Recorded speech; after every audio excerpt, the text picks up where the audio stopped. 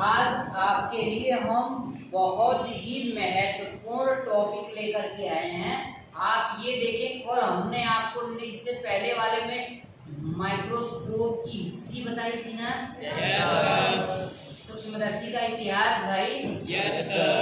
अब आज आपके लिए उस सूक्ष्मदर्शी की जरूरत कहाँ पड़ती है, किसको देखने के लिए और किसको देखने के लिए नहीं पड़ती, आज उनको हम क्लियर करेंगे। मतलब आज एक कोशिकीय और बहुकोशिकीय जीवों के बारे में पढ़ेंगे। अरे भैया, एक कोश की जीव और बहुकोश की जीव, आइए इसके नाम से ही स्पष्ट है। एक बार आप सेंटेंस पर ध्यान दे लें, फिर इसके बाद लेक्चर विस्तार से। और एक बात बता दें हम सबको, आप सभी लोग गर्दन झुका के सिर्फ पढ़ लें, बाद में आपको धूप में चक्कर काटना नहीं पड़ेगा। आज छाया में सिर्फ गर्दन झुका के कुछ घंटे पढ़ लो, यानी कहने का मतलब 6 घंटे, आप छोटे हो आप 3 घंटे, सिर्फ 3 घंटे गर्दन झुका के ईमानदारी से पढ़ लो। यकीन मानो एक दिन ऐसा आएगा पूरे जिले में सबसे ऊंचा सर आपका होगा। पढ़ लिख करके डीएम बन जाना है कि नहीं है? तो इसलिए पढ़ाई को बहुत ही मन से लिया करें आप। इससे आसान कोई काम दुनिया में नहीं है। अगर इसको आपने आसान बना लिया तो समझ लो अपनी पूरी लाइफ को आसान बना लिया। आइए यहाँ पे देखिए, एक कोश की, इसे हम कहते हैं यूनिसेलुलर ऑर्गेनिज्म। यूनिसेलुलर ऑर्गेनिज्म एक कोश की जीव।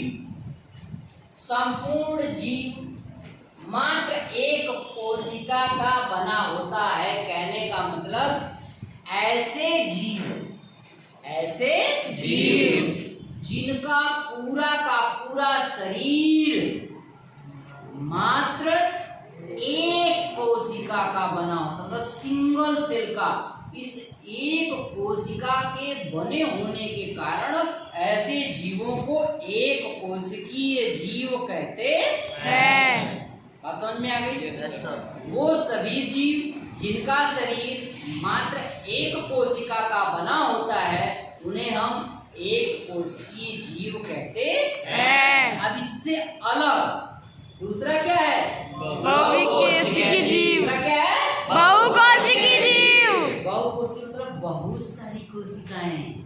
बहुकोशिकीय का मतलब बहुत सारी कोशिकाएं। ऐसे जीव जिनका शरीर एक से अधिक कोशिकाओं से मिलकर के बना होता है, वो जीव बहुकोशिकीय जीव कहलाते हैं। फर्क समझ में आ गया? सिंगल सेल का बना हुआ हो तो एक कोश की जीव, और एक से अधिक कोशिकाओं से मिलकर के बना हो तो किसी को कोई दिक्कत? No sir. क्लियर है ना? Yes sir. एक कोशिका का बना हुआ शरीर, ऐसे सभी जीव जिनका शरीर मात्र एक कोशिका का बना होता है, उन्हें हम एक कोशिकीय जीव कहते हैं। और इससे उलट बहुकोशिकीय वे सभी जीव जिनका शरीर एक से अधिक कोशिकाओं से मिलकर के बना होता है, बहुकोशिकीय जीव कहलाता है। बात समझ में आ गई? क्लियर हो गया? टॉपिक पहले क्लियर होना चाहिए। एक कोशिकीय जीव क्या होते हैं और बहुकोशिकीय जीव। अब आप सोचेंगे एक कोशिका, हाँ, एक कोशिका को आप अपनी खुली आंख से देख नहीं सकते। इसको देखने के लिए किसकी जरूरत पड़ेगी? माइक्रोस्कोप की। आप सोचो, इतना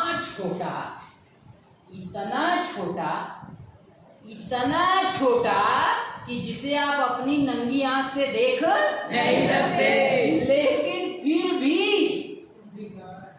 उसका पूरा का पूरा शरीर एक कोशिका का होता है। मतलब जो फंक्शन हम और आप करते हैं इतनी बड़ी शरीर लेके, वो सारे के सारे फंक्शन उसमें भी होते हैं। अब समझ लो, जो इतना छोटा होता है। बात समझ में आ गई? Yes sir. तो ये दोनों का अंतर समझ में आ गया? Yes sir. एक कोशिका से बना एक कोशिकीय जीव और एक से अधिक कोशिका से बना जीव बहुकोशिकीय जीव। दूसरे टॉपिक पे सुकेंद्रीय एक कोशिकीय वाले एक कोशिकीय जीवों में श्रम विभाजन नहीं पाया जाता। आप ये बताइए, जिसका पूरा शरीर ही एक ही कोशिका का बना हो तो क्या उसमें खाने के लिए हाथ, चलने के लिए पैर, समझिए, और निष्क्रिय सांस लेने के लिए आपका श्वसन, क्या ये पाया जाना संभव है? No sir. उसमें कोई विभाजन नहीं है। उसका पूरा का पूरा शरीर ही सारे कामों पे अपना लग जाता है। इसके उलट बहुकोशिकीय जीवों में देखें, विभिन्न कार्यों को संपन्न कराने के लिए विशेषीकृत होते हैं। जैसे हमारा हाथ, क्या बता, आँख, श्वसन तंत्र, पाचन तंत्र, उत्सर्जन तंत्र, परिसंचरण तंत्र, हमारे सभी कार्यों, अलग अलग कार्यों के लिए अलग अलग अंग है कि नहीं है? Yes sir. और श्रम का विभाजन, जैसे हमें कुछ काम करना हो तो हाथ से फुटबॉल खेलना हो, क्या फिर भी हाथ से खेलेंगे? No sir. किससे खेलेंगे? पैर से। है ना? Yes sir. हाँ, तो ये हमारे बहुकोशिकीय जीवों में कार्य करने के लिए क्या है? सभी कार्यों के लिए, विभिन्न कार्यों के लिए विभिन्न अंग विशेषीकृत है, मतलब विभिन्न अंग हमारे शरीर में पाए जाते हैं। लेकिन एक कोशिकीय जीवों में ऐसा नहीं होता। बात समझ में आती? Yes sir. नहीं आई हो तो फिर से चिल्लाऊं? No sir. सबको बात समझ में आ गई? Yes sir. एक बार धीरे से सुनो, एक बार 1 मिनट में रिपीट करता हूँ, उदाहरण उसके बाद बताता हूँ। 1 मिनट में पूरा सारांश, ठीक है? Yes sir.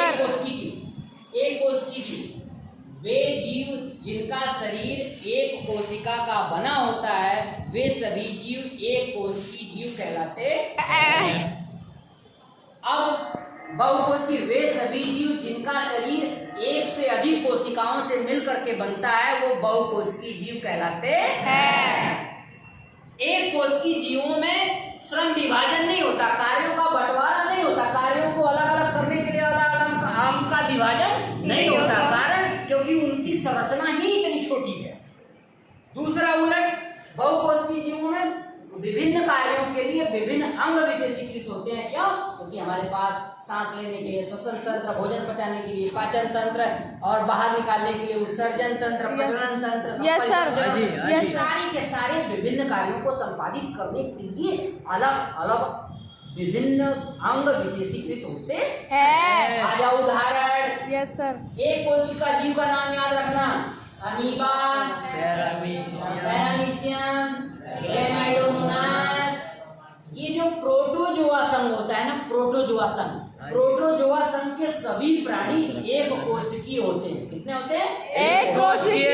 प्रोटोजोआ संघ। Yes sir. प्रोटोजोआ संघ के। Yes sir. और बहुकोशिकीय में अपने को ले लो, गाय, भैंस, पशु, पंछी, सब जो भी दिखे, बड़े बड़े जो भी दिखे, जिसे आप देख लो ऐसे, हैं?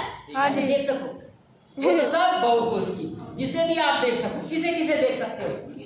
अपने को देख सकते हो, ये पंछी है, पशु है, पौधे हैं, समझ रहे हैं ना? जिन्हें आप देख सको खुली आंख से, वो सब के सब बहुकोशिकीय है। और जिन्हें आप आंख से न देख सको, वो सूक्ष्म होते हैं। जैसे यहाँ उदाहरण हमने लिख दिया, अमीबा, पैरामीशियम, क्लेमाइडोमोनास, यूग्लिना, बहुत सारे इसके उदाहरण है।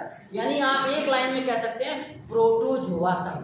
प्रोटोजोआ संघ। अब उसमें खोजो, प्रोटोजोआ संघ में जितने जितने प्राणी पाए जाते हैं, सारे के सारे एक कोशिकीय।